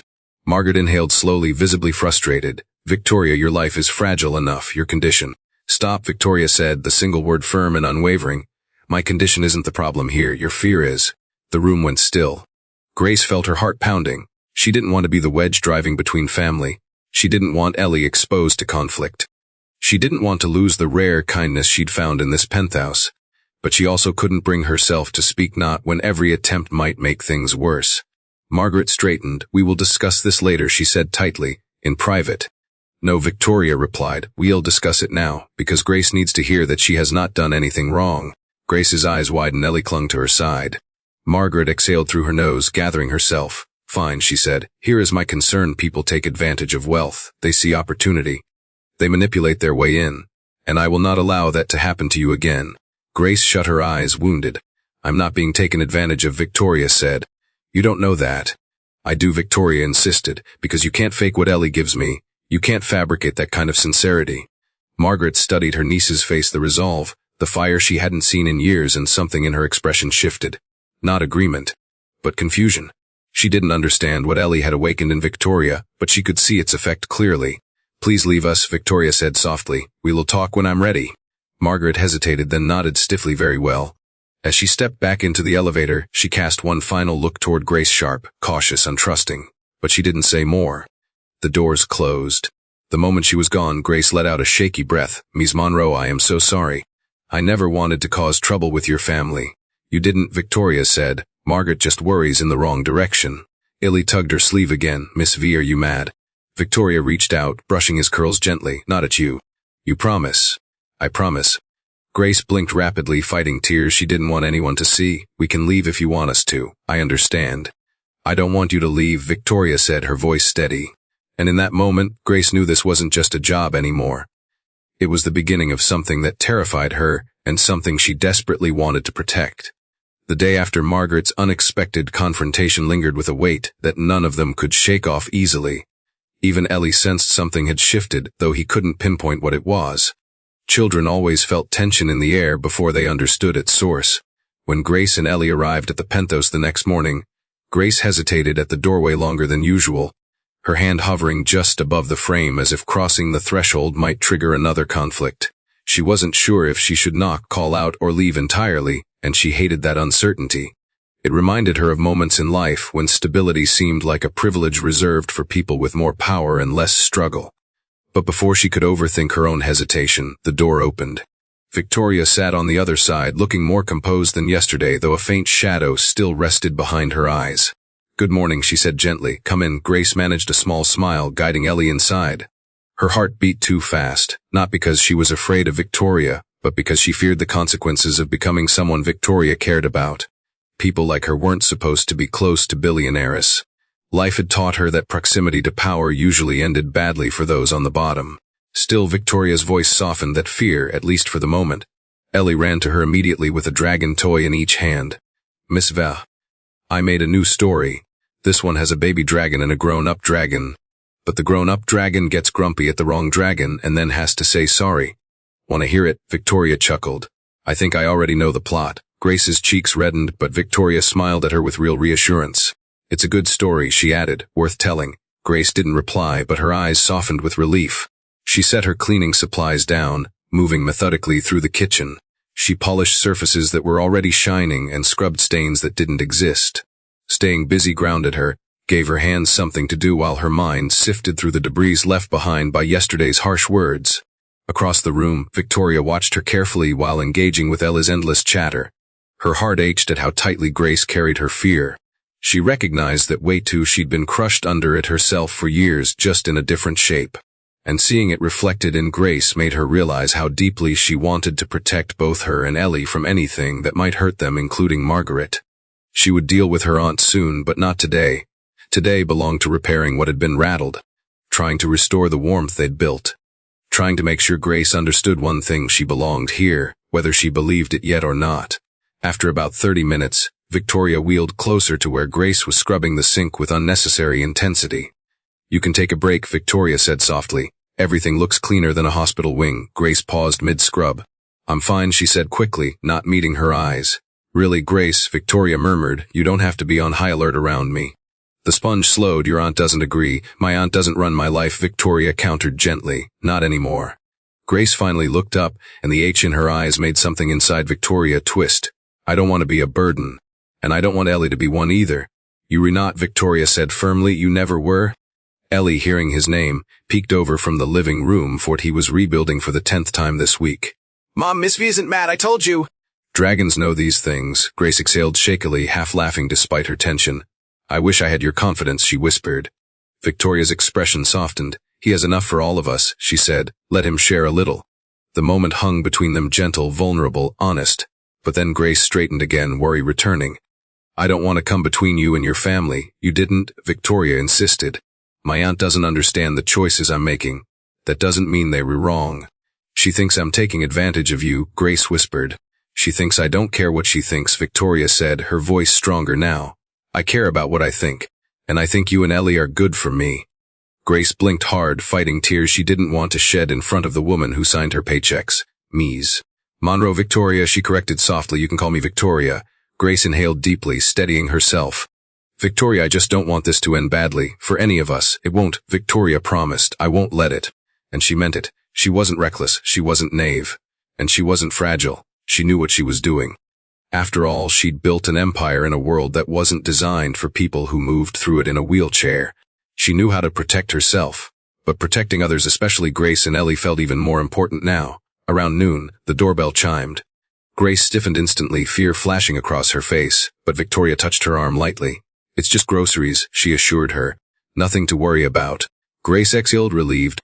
But the reaction told Victoria everything she needed to know. Margaret's words had planted seeds of doubt that would not be easy to uproot. As the afternoon passed, Victoria tried to create moments of comfort, a shared joke, a small compliment, a warm interaction with Ellie, but Grace remained wrapped in caution she couldn't shake. She did her work flawlessly, but every movement carried hesitation, as if she feared one misstep might send everything tumbling. Before leaving, Grace finally spoke in a quiet voice. Thank you for today. I didn't think I could come back after yesterday. But thank you for making it feel okay. It is okay, Victoria said, and it will stay that way. I hope so, Grace whispered. For Ellie's sake, Ellie hugged Victoria tightly. By Miss V. Don't worry, I'll protect the treasure tomorrow. When they stepped into the elevator, Victoria watched them go with a feeling she couldn't deny anymore. This mattered. More than she first realized. More than she ever expected. And as the doors closed, she made a silent vow. Margaret's fear would not break this. Not this time. Not these people. She would fight for them even if Margaret didn't approve. Because for the first time in years, she had something worth fighting for. Something that felt like the beginning of a future she didn't know she wanted until now. And she wasn't letting it go. 2 days passed after Margaret's confrontation, and though Victoria continued her routine with Grace and Ellie, she carried a heaviness in her chest that she hadn't fully acknowledged until now. Everything felt slightly off balance, as if some invisible thread had been pulled too tightly, threatening to snap. Grace sensed it too, even though Victoria did everything she could to keep the warmth alive for Ellie's sake. And Ellie, perceptive in the way children often were, occasionally looked between the two women with a little furrow in his brow, as though trying to solve a puzzle neither adult had explained to him. On the third morning, after Grace and Ellie left the penthouse, Victoria's phone buzzed. She recognized the caller instantly. Margaret. Victoria stared at the screen for several seconds before answering. She wasn't ready, she knew that. But avoiding Margaret wouldn't make this easier. So she inhaled slowly and pressed the button. Hello, Aunt Margaret, so you are taking my calls. The tone was crisp, clipped, and painfully familiar. Victoria steadied herself. I've been busy. Too busy to talk about important matters concerning your well-being. Too busy, Victoria repeated, refusing to be drawn into the old dynamic where her aunt's disapproval dictated the emotional temperature of every conversation. Margaret exhaled sharply. We need to talk, face to face. I'm not sure that's a good idea right now. Victoria, Margaret said, her voice lowering with a seriousness meant to pierce through resistance. I'm trying to protect you. That's all I have ever tried to do. Victoria hesitated. There was truth in those words, even if Margaret's methods were suffocating. The woman had raised her, fought for her, defended her, guided her through every hardship, including the darkest years after the accident. Margaret wasn't malicious. She was fearful of losing the person she loved most left in her family. But fear twisted love into something sharp, something controlling. Victoria finally replied, all right. Come over tomorrow morning, early. Margaret paused as if unsure whether she had won or lost something. I'll be there at 8. When the call ended, Victoria rested her hands on the armrests of her chair. The H inside her didn't come from anger. It came from knowing she would have to choose, maybe not today, maybe not in dramatic terms, but eventually. She would have to stand firmly at a crossroads, the life she had always lived under Margaret's careful surveillance, or the life she was beginning to build with Grace and Ellie. She knew which path she wanted. She just wasn't sure how to tell the woman who had fought so hard for her that she wanted something different, something softer. Something real. The next morning arrived faster than she expected. Before 8, Victoria positioned herself in the living room, not out of intimidation but resolve. When the elevator chimed, she didn't flinch. Margaret stepped in, poised, polished, collected. But something in her expression revealed she was not here to argue. She was here with intention. "Thank you for seeing me," Margaret began, sitting stiffly on the edge of a chair. Victoria folded her hands. "I agreed to talk, so talk." Margaret observed her niece carefully, noting the newfound firmness in her tone. "I spoke too harshly the other day," she said, though the admission came out tightly, as if extracted rather than offered. "I shouldn't have confronted you that way." Victoria blinked. Margaret rarely apologized, not because she lacked empathy, but because she was convinced her choices were right. Hearing her even acknowledge a misstep sent a ripple of shock through Victoria's chest. "Thank you," she replied quietly. "That means a lot." Margaret nodded once, "But my concerns remain the same." The ripple faded, of course. "Victoria," she continued, leaning forward, "you are vulnerable to exploitation. Wealth attracts opportunists. And this woman Grace, she is suddenly inside your home with her child, influencing your daily routine. It is natural that I would worry." "Grace isn't exploiting me," Victoria said calmly. "You don't." "That I do," Victoria emphasized, "because I know her. I see the way she treats Ellie with love, with sacrifice, with resilience. She's not after money. She barely accepts help even when she needs it." "That is exactly what concerns me," Margaret countered. "The most dangerous people are the ones who appear noble. They hide their intentions behind hardship." Victoria's jaw tightened. "She has no hidden intentions. You can't possibly know that." "I do," Victoria insisted, her voice firm but not aggressive. "Because when I look at her, I don't feel suspicion. I feel safe." Margaret fell quiet, not in defeat, but in the stillness of a person recalculating their assumptions.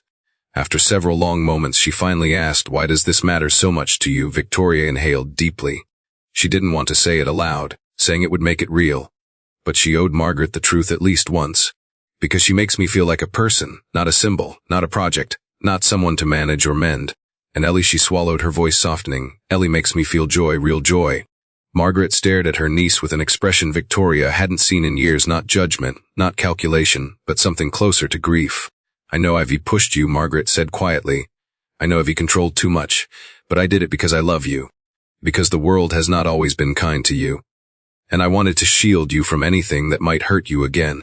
Victoria's expression softened. "I know, and I'm grateful for everything you've done. But you can't protect me from living."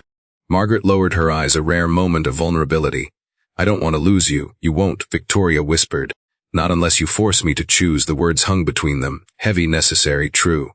Margaret slowly looked up, absorbing the meaning in her niece's eyes. "I don't agree with your choices," she said finally. "But I won't interfere. Not for now." It wasn't approval, it wasn't understanding. But it was something, a fragile truce. Victoria nodded. "That's all I ask." As Margaret rose to leave, she paused at the doorway. "Just be careful, please." Victoria managed a small, genuine smile. "I will." When the elevator doors closed behind her aunt, Victoria exhaled with relief so profound it nearly unmoored her. She had stood her ground. She had defended Grace. She had chosen her own path, even if only partially. And when 8:30 arrived, bringing the familiar sound of Ellie's excited footsteps and Grace's gentle voice, Victoria realized something important for the first time in her adult life. She wasn't living by someone else's fears. She was living by her own heart, and it felt like freedom. The days following Margaret's uneasy truce unfolded with a gentleness Victoria didn't dare take for granted. She noticed herself breathing easier, smiling more, feeling present in ways she hadn't felt in years. Her home, once a cold architectural monument to wealth and independence, now felt lived in, touched by the everyday beauty of routine. And at the heart of that routine were Grace and Ellie. On Monday morning, the elevator chimed its now familiar welcome as Grace and Ellie stepped inside the penthouse. Ellie barreled forward with unrestrained joy, waving a small lunch bag decorated with dinosaurs. "Miss V. Guess what? Mom made me a turkey sandwich shaped like a star today. Want to see it?" He was already opening the bag before she could answer. Victoria looked up from her sleek tablet, unable to stop the warm smile that curved across her face. "Of course I want to see it," she replied, watching him proudly present the star-shaped sandwich like it belonged in a museum display. Grace followed behind with her cleaning bag slung over her shoulder, though her expression carried a softness Victoria hadn't seen for days. The tension Margaret had left behind was still there, faint but fading. "Good morning," Grace said, tucking a stray curl behind her ear. "Hope we not too early." "You were perfectly on time," Victoria said, meaning it. She knew she shouldn't let her eagerness show so plainly, but holding it back felt impossible. Somehow this morning ritual had become the anchor to her entire day. Grace slipped into the kitchen, unpacking supplies with practiced efficiency. Victoria watched her for a moment longer than she intended. There was strength in the way Grace moved, quiet, steady strength shaped by years of carrying burdens alone. It wasn't dramatic or showy. It was simply there, woven into the way she breathed, worked, existed. And Victoria admired her more than she could explain. Meanwhile, Ellie had climbed onto the rug and was dramatically unpacking the rest of his lunch bag. I also brought my rocket eraser. And a dragon sticker. And a note from Mom, but she said I can't show that one because it's private, but I'll show you anyway if you want. Grace spun around so fast she nearly dropped a sponge. Ellie, absolutely not. Private means private. Mrs. V is Missy. Ellie protested. That doesn't, Ellie. Lunch notes are between you and me, Grace insisted, cheeks flushing. You can show her your stickers instead. Victoria laughed softly. I'll settle for the sticker. Ellie shrugged and handed her a sparkly green dragon. This is a space dragon. He breathes stardust. A very useful ability, Victoria said seriously as she placed it on her tablet. Ellie, satisfied, ran off to gather his toy dragons while Victoria maneuvered her chair toward the kitchen. Grace, she said gently, how are you feeling today? Grace paused mid-scrub, the question catching her off guard. She rarely spoke about her feelings, not because she didn't have them, but because life didn't usually give her the space to express them. Better, she said slowly, less worried, less intimidated. Good, Victoria said, that's how I want you to feel here. Grace hesitated, glancing around the penthos. It's still strange being in a place like this every day. I keep waiting for someone to tell me I don't belong, that I'm overstepping. Victoria's voice softened. You do belong. If you didn't, I wouldn't have asked you to come. Grace absorbed the words, her shoulders relaxing slightly. I just don't want to rely on something that might disappear, she murmured. Life doesn't stay good for long. Not for people like me. Victoria's chest tightened at the raw honesty in the statement. She wished she could erase the years that taught Grace that happiness was temporary and conditional. But all she could do was offer consistency, show Grace that some things weren't fragile. I'm not going anywhere, Victoria said quietly. And neither are you unless you want to. Grace met her eyes, and for the first time, there wasn't fear in her expression, only gratitude. Real, disarming gratitude. The morning passed with Ellie building an elaborate dragon kingdom on the rug while Grace cleaned and Victoria answered work emails.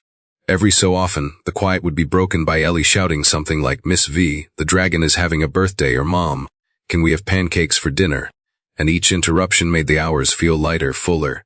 Around noon, Victoria prepared a simple lunch for Ellie, something she'd begun doing without thinking twice. Today it was sliced apples, crackers, and a small cup of yogurt. Miss V, Ellie said between bites, do dragons like yogurt? Victoria pretended to ponder, only the kind with sprinkles. Ellie gasped, Mom, can we buy sprinkle yogurt? Grace groaned, covering her face with a dish towel. Ellie, we've talked about grocery budgets. I'll send some home with him, Victoria offered. Grace lowered the towel slowly. Victoria, you don't have to do that. I want to, she replied simply. The room warmed with Grace's quiet appreciation. But beneath the surface, something else was shifting too. Victoria was no longer simply offering kindness, she was investing, emotionally, deeply, and she felt the pull stronger each day. After lunch, as Ellie colored at the dining table, Grace stepped closer to Victoria, her voice low. I meant what I said earlier, she murmured. I don't usually let people in, especially not like this, but you've been good to us, better than anyone ever has. Victoria's breath hitched, humbled by the sincerity in Grace's tone. She wanted to reach out physically but hesitated, unsure if that crossed a line. So she let her words hold the meaning instead. You deserve good things, she whispered. Both of you do. Grace swallowed, blinking hard. I don't know what we did to deserve you. Victoria shook her head. It's not about deserving. Before Grace could respond, Ellie bounded over, holding a drawing. Miss V. Mom. Look. On the page, drawn in bold crayon strokes, were three figures holding hands, Victoria in her wheelchair, Ellie with a dragon hat, and Grace smiling beside them. Above them, a crooked sun beamed brightly. This is us, Ellie announced proudly. We a team. Grace froze. Victoria felt her throat tighten. A team. The word settled into the room like something inevitable, something true, before any of them had admitted it. Grace tried to gently hand the picture back. Sweetie, that's beautiful, but you should keep it. Nope, Ellie declared, it's for Miss V. It belongs here, and for the first time, Grace didn't correct him. She didn't question it. She didn't pull back. She simply let the moment be what it was, honest, vulnerable, and profoundly meaningful. When the day ended and Grace and Ellie stepped into the elevator, Victoria found herself staring at the drawing taped proudly to her fridge. Three figures holding hands, a team, and she realized she didn't just want this routine to continue. She needed it. Because for the first time in a long time, she wasn't just living. She was building something. Something fragile, something precious. Something that looked frighteningly, wonderfully like a family. By the end of the month, Victoria realized her days were no longer defined by meetings, deadlines, or the constant hum of corporate expectations. Instead, they were shaped around the arrival of Grace and Ellie, the gentle sound of their footsteps in the hallway, Ellie's excited greetings, Grace's soft but steady presence, and the life they brought into her penthouse without ever trying. It had become routine, yes, but not in a stagnant or predictable way. It was the kind of routine that made her feel tethered to something warm and meaningful, something she didn't want to lose. And because this new rhythm felt so precious, she began to fear the possibility of it slipping away. That fear surfaced in small ways, first moments when Grace gathered her cleaning supplies a bit too quickly, or when Victoria noticed how startled Grace became whenever the phone rang, or when Ellie asked questions like, "Miss V, will we come here forever?" with a tone that made her heart twist. Victoria wanted to say yes, she wanted to promise something permanent. But she knew she didn't have the right to make guarantees she couldn't fully control. Still, the longing to keep them close grew stronger each day. On a quiet Wednesday afternoon, as sunlight pooled warmly on the living room floor, Victoria watched Ellie flip through his dragon book while Grace disinfected the kitchen counters. The mundane beauty of the moment stirred something restless inside her, a desire to know more about them. Not just the parts they allowed her to see during work hours. She wanted to know who Grace was outside of this penthouse, what her life looked like when she wasn't scrubbing countertops, folding laundry, or soothing her son after a long day. She wanted to know the weight she carried, the dreams she tucked away, the fears she faced alone. So she spoke before she had time to second-guess herself. "Grace," she said gently, "have you ever thought about doing something else?" Grace paused mid-wipe, confused. "Something else? For work?" Victoria clarified. "Something you want, something that feels lighter or more fulfilling." Grace blinked, the question clearly catching her off guard. "I don't really have options like that," she said with a small, almost apologetic shrug. "Cleaning is what I know. It's steady. It pays the bills, but it's not what you want." Victoria pressed softly. Grace didn't answer at first. She looked down at her hands, red from chemicals, cracked from constant scrubbing, and the truth was evident even before she spoke. "What I want doesn't matter," she murmured. "I have Ellie. That's what matters." Victoria's chest tightened. She had expected a practical answer, maybe even a humble one, but not this level of resignation. "Your dreams still matter," Victoria whispered. Grace gave a small, almost sad laugh. "Dreams don't pay rent, they can," Victoria countered gently, "if someone believes in them." Grace's eyes lifted slowly, suspicion and hope flickering together. "Why are you asking me this?" Victoria hesitated only a moment. "Because I care, because you deserve more than just surviving." Grace's breath caught. She didn't look away this time. "I survived because I learned not to expect more," she said quietly. "Life doesn't hand out miracles. You learn to stop asking for them." Victoria wheeled closer, lowering her voice. "Maybe you stopped asking because no one ever gave you a reason to hope." Grace's throat worked as she swallowed. Something in her expression began to soften, not fully, but enough to reveal the fragile possibility of trust. "Miss V, are you Victoria?" she corrected gently. "You can call me Victoria." Grace nodded slowly, though it seemed to take effort. "Victoria, are you saying you want to help us? Because I don't want things handed to me. I don't want charity. I don't want Ellie thinking he needs someone else to rescue him." "I would never treat you that way," Victoria said. "That's not what this is." She paused, searching for the right words, something honest, something that didn't overreach but didn't undersell the depth of her intentions. "You and Ellie make my life better," she said simply. "I want to support you the way you supported me without even knowing it." Grace let out a shaky breath, her eyes glistening. For a moment she stood completely still, absorbing the words with a vulnerability she rarely allowed herself to show. Then she turned slightly, pretending to straighten a decorative vase just to ground herself. "I'm not used to being seen this way," she admitted. Victoria smiled tenderly. "Then let me be the first." Just then Ellie ran over, holding 2 dragons in each hand. "Mom! Miss V! The dragons had a meeting and the baby dragon wants to live with the queen dragon now." Victoria laughed. "Why is that?" "Because the queen makes him feel safe," Ellie shouted. He placed the dragons in Victoria's lap as if he were offering a profound truth wrapped in a child's imagination. Grace looked down at her son, then up at Victoria, and something unspoken passed between them, something deep, something real. Something that felt like the beginning of a promise neither of them knew how to articulate.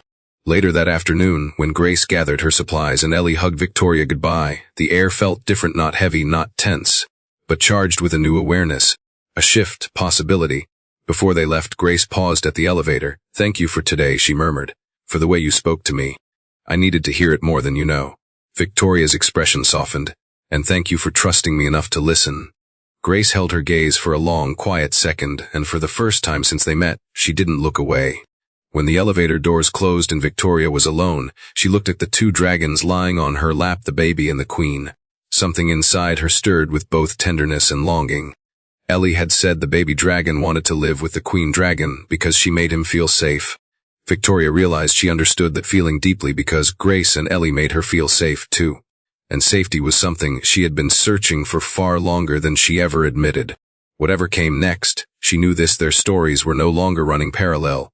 They were beginning to intertwine, and she wasn't ready to let go. As the weeks passed, Victoria found herself growing more anchored not only to Ellie's bright spirit, but also to the quiet strength Grace carried, like a second skin, strength stitched together from years of exhaustion, sacrifice and resilience. She noticed the way Grace scanned rooms before fully stepping into them, as if checking for invisible dangers. The way she always positioned herself between Ellie and strangers. The way she apologized before she had even done anything wrong, as though preparing for a world that rarely apologized back. And the more Victoria observed these subtle behaviors, the more she realized how deeply she wanted to ease the weight Grace carried. But offering help was tricky. Grace's pride wasn't performative, it was protective. Asking for help had never been safe for her, so accepting it now felt just as risky. Victoria respected that without question, but her heart tugged toward them with a force she could no longer ignore. One Thursday afternoon, while Ellie sprawled on the living room rug sketching another dragon kingdom, Victoria noticed Grace rubbing her wrist with a pained expression, quickly trying to hide it whenever Victoria glanced her way. Eventually, she approached with gentle persistence. "Are you alright?" Grace stiffened. "Yeah," she said automatically, but the wince gave her away. "Just overworked the joint. It happens. May I see?" Victoria asked. Grace opened her mouth to refuse, paused, then extended her hand reluctantly. Victoria examined the swollen wrist, tender, tense, overstrained from weeks of scrubbing floors and lifting supplies. "You should rest this," Victoria said softly. "You shouldn't be working with an injury." "I can't afford not to work," Grace responded quietly, pulling her hand back. "If I take time off, I don't get paid." The reality of that statement hit Victoria like a punch. She'd lived her adult life insulated by wealth, privilege, and limitless safety nets, yet here was Grace, showing up every day despite pain, exhaustion, and financial fragility, because she didn't have the luxury to stop. Victoria swallowed. "Grace, let me help you." Grace instantly shook her head. "No, I can manage." "You shouldn't have to manage alone," Victoria whispered. "It's not just about me," Grace insisted, her voice trembling slightly. "It's about Ellie. He needs stability. He needs food on the table. He needs a roof I can pay for. I'm all he has." Victoria's heart softened. "Maybe you don't have to be all he has." Grace froze, confusion flickering across her features. "What do you mean?" "I'm saying," Victoria hesitated, wanting her words to land with intention, "not pressure. I want to support you both. Not as charity. Not as pity. But because you matter. Because you've become important to me." Grace's breath caught in her throat. She stepped back, shaking her head slightly, overwhelmed. "Victoria, I don't know what you mean by that." "I mean," Victoria said carefully, "I want you in my life. Both of you." The words hung in the air, delicate but impossible to ignore. Grace stared at her, eyes wide, guarded, hopeful, frightened all at once. "You don't even know me," she whispered. "Not really." "I know more than you think," Victoria replied softly. "I know you re-kind. I know you re-strong. I know you'd give up everything for Ellie. And I know you deserve more than the scraps life has given you." Grace looked down at the floor, her chest rising and falling unevenly. "I don't want to depend on someone who might leave." "I'm not leaving," Victoria said firmly. "You can't promise that." "I can promise what I intend." Ellie looked up suddenly, sensing something shifting in the air. "Mom, Miss V, are you okay?" Grace forced a smile. "We refine, honey." But her voice cracked slightly. She turned away, needing space to breathe. Victoria let her. She didn't push, didn't chase, didn't overwhelm her. Instead, she maneuvered toward Ellie and helped him choose colors for his dragon wings while Grace composed herself in the kitchen. A few minutes later, Grace reappeared, calmer but fragile. "Victoria," she said quietly, "I'm grateful for everything you've done, truly. But I need to understand something." Victoria turned toward her. "Anything. What do you want from us?" Grace asked, her voice trembling, not accusatory, just painfully honest. "What do you expect in return?" Victoria blinked, stunned that she hadn't realized sooner how heavy that fear must have been. People didn't give Grace things for free. People didn't stay without demanding something back. People didn't invest in her life without strings attached. No wonder she was scared. "Nothing," Victoria said. "I don't want anything from you. Everyone wants something," Grace murmured. "Not me," Victoria replied. "Not from you." Grace stared at her, searching for deception, for an angle, for the catch she had been conditioned to expect. But she found nothing except sincerity, and that terrified her even more. She turned away again, whispering, "I don't know how to handle this." Victoria wheeled closer but didn't touch her.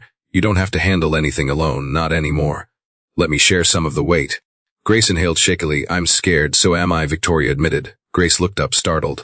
If Victoria Monroe, the untouchable billionaire, the woman who rebuilt her life after losing so much, could feel fear, then maybe fear was not a sign of weakness but a sign of caring.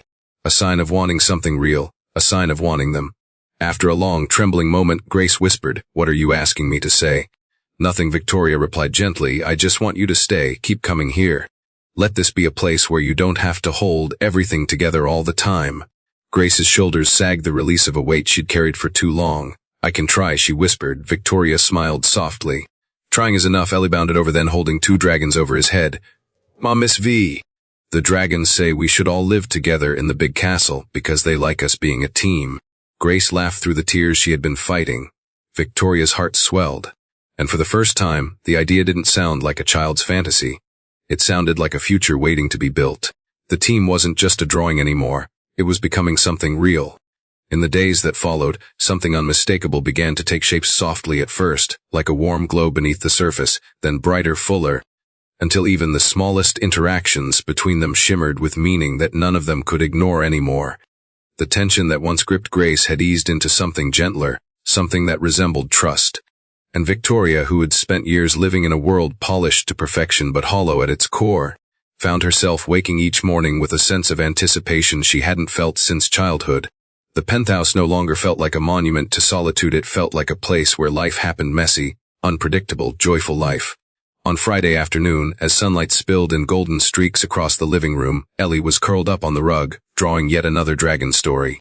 Grace stood at the counter cleaning out the glass fruit bowl, while Victoria pretended to review emails but instead found herself watching the two of them with an ache of affection that only seemed to deepen every day.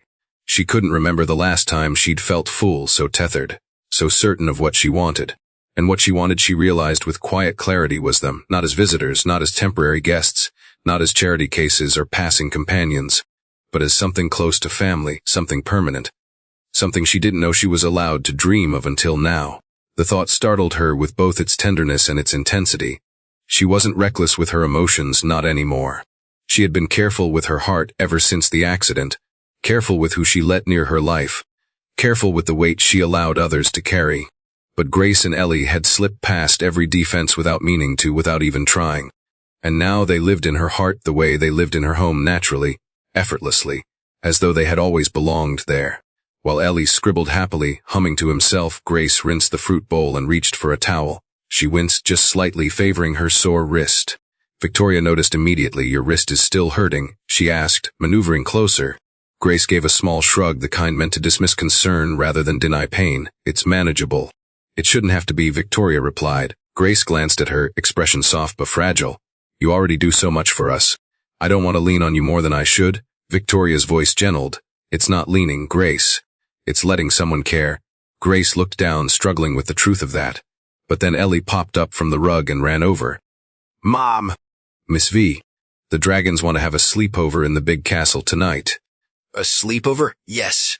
They need snacks and blankets and stories and a queen. He pointed dramatically at Victoria. You're the queen.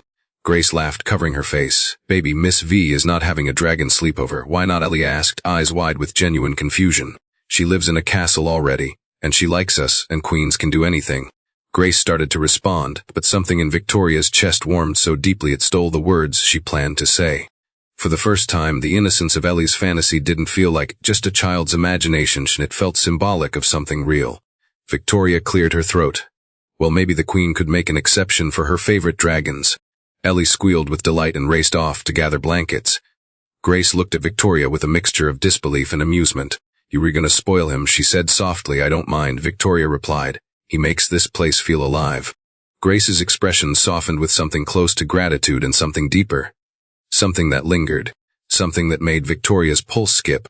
As Ellie built a dragon nest with pillows, Grace dried her hands and approached Victoria more slowly than usual, almost cautiously. Victoria, she began, her voice hushed. Earlier you said you wanted to support us, that you wanted us in your life. Did you mean in a way that's long-term? Victoria met her gaze and felt something settle inside her, calm, steady shore. Yes, she said, long-term. Grace's breath hitched. I don't know if I know how to do that. I've only ever known how to survive. not build something we can learn together, Victoria murmured. Grace looked down, her fingers twisting nervously, but her voice carried a fragile hope. And Ellie. He's already part of my heart, Victoria said before she could overthink it. Grace's shoulders trembled, her eyes glistening, but not with fear this time, with relief, with longing, with the possibility that she and her son might finally be allowed to want something good without losing it. She exhaled shakily. You rechanging our lives, you rechanging mine, Victoria whispered. Grace's breath caught, and when she lifted her gaze, the moment between them tightened, warm, electric, quietly profound. But just as the emotion felt ready to deepen further, Ellie bounded back into the room, dragging a blanket twice his size. Mom. Miss V. The dragons are ready.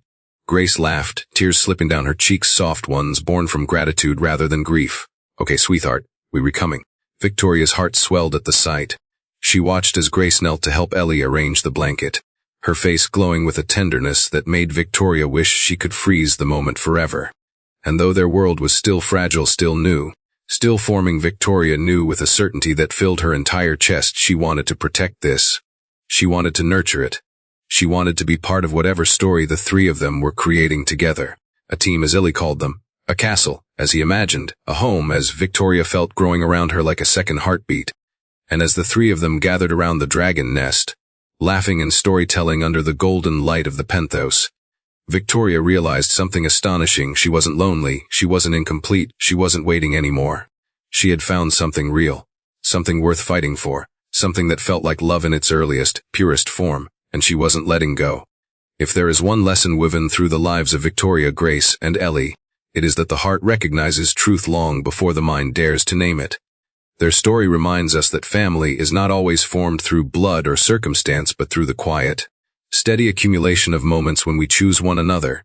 Victoria spent years behind walls built out of necessity, walls meant to shield her from pity, exploitation, and disappointment. She believed strength meant self-reliance, that healing meant shrinking her needs, and that safety meant keeping her distance from others. But the world has a way of teaching us that isolation is not the same as protection. It simply numbs the ache without curing it. And sometimes all it takes is an unexpected hand reaching toward us, small, eager, unfiltered by judgment, to awaken the parts we thought were lost. Grace, on the other hand, spent her life surviving a different kind of battle. Her struggles were quieter, more private, rooted in financial uncertainty, exhaustion, and the relentless pressure of raising a child alone. She learned early that hope was a luxury she couldn't afford, that asking for help could end in disappointment, and that trusting the wrong person carried consequences she wasn't willing to risk, especially when Ellie depended on her. Her life taught her that stability was the goal, not dreams, that sacrifice was necessary, not optional.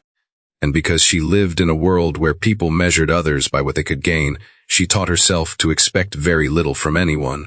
The lesson she carried was simple but devastating: keep your world small, because the larger it becomes, the more it can fall apart. Yet when their worlds collided, Victoria's wealth and loneliness, Grace's humility and fear, Ella's joy and openness, they didn't break. They expanded, they shifted, they changed each other in ways none of them anticipated. The story teaches us that healing does not always come from grand gestures or dramatic revelations. More often it arrives in ordinary moments: a child's drawing tape to a fridge, a shared laugh over dragons, a hesitant conversation in a sunlit kitchen, a simple offering of support without expectations. These moments are small enough to overlook but powerful enough to alter a life. Ellie, in his innocence, reminds us of the purity of connection, how uncomplicated and instinctive it can be before the world teaches us fear. His honest joy cuts through the layers of emotional armor adults wear. He treats Victoria not as a symbol of power or disability, but as a person worthy of friendship. Through him, we see the truth: children often lead us back to the versions of ourselves we lost along the way. And through Victoria's growth, the story teaches us that vulnerability is not weakness, it is the doorway to becoming whole. She learns that accepting help does not diminish her strength, and that offering help does not diminish someone else's dignity. The moment she stops seeing Grace through the lens of obligation and begins seeing her as an equal, someone with fears, hopes, and extraordinary grit, is the moment she opens herself to the possibility of belonging someone else. Victoria's journey reveals that love requires courage, not the loud, heroic kind, but the brave willingness to be known. Grace's evolution mirrors this truth. She slowly recognizes that trusting someone is not the same as depending on them blindly. She learns that she can receive support without owing her entire life in return. Through Victoria, she discovers a version of safety she never allowed herself to imagine, one where she doesn't have to carry every burden alone. And the greatest lesson she learns is that she and her son are worthy of a life built on hope, not just survival. For once, she begins to believe that stability and joy can coexist, one no longer threatening the other. Ultimately, the story teaches that love is built not on perfection but on presence, on showing up, on choosing each other even when fear whispers that connection is dangerous. Victoria chooses Grace and Ellie not out of pity or loneliness, but out of recognition of souls who fit together in unexpected but undeniable ways. Grace chooses Victoria not because of wealth or opportunity, but because she sees kindness where she expected judgment, consistency where she expected abandonment. And Ellie chooses both of them without hesitation, teaching them that sometimes the simplest love is the most transformative. Another powerful lesson of the story is that family is not defined by roles but by impact. Ellie becomes the light that guides both women toward new beginnings. Grace becomes the steady force that anchors Victoria's heart. And Victoria becomes the safe haven that gives them room to breathe, grow, and dream. Their bond is built on reciprocity. Each gives something the others didn't know they were missing. And perhaps the most profound lesson is this: life does not always give us the family we expect, but it often gives us the family we need if we are brave enough to recognize it. Not every connection is meant to be destiny, but some arrive with a gravity that pulls us toward a different version of ourselves, a better version, a truer version. Victoria, Grace, and Ellie find themselves rising because they found one another, their strengths intertwining, their fears softening, their hearts opening. In the end, the story reminds us that the greatest transformations often begin with the smallest gestures. A boy asking for a dance, a woman opening her door, another learning to open her heart. These moments spark change not only in circumstance but in identity. The lesson is clear: love, in all its forms, asks us to risk a little, trust a little, and give a little. And when we do, it has the power to reshape everything: our homes, our futures, and the stories we believe about ourselves. If you found this content helpful, don't forget to like, subscribe, and turn on the notification bell so you won't miss any of my latest videos. If you have any ideas or topics you'd like me to cover, leave a comment below. I always read all your comments.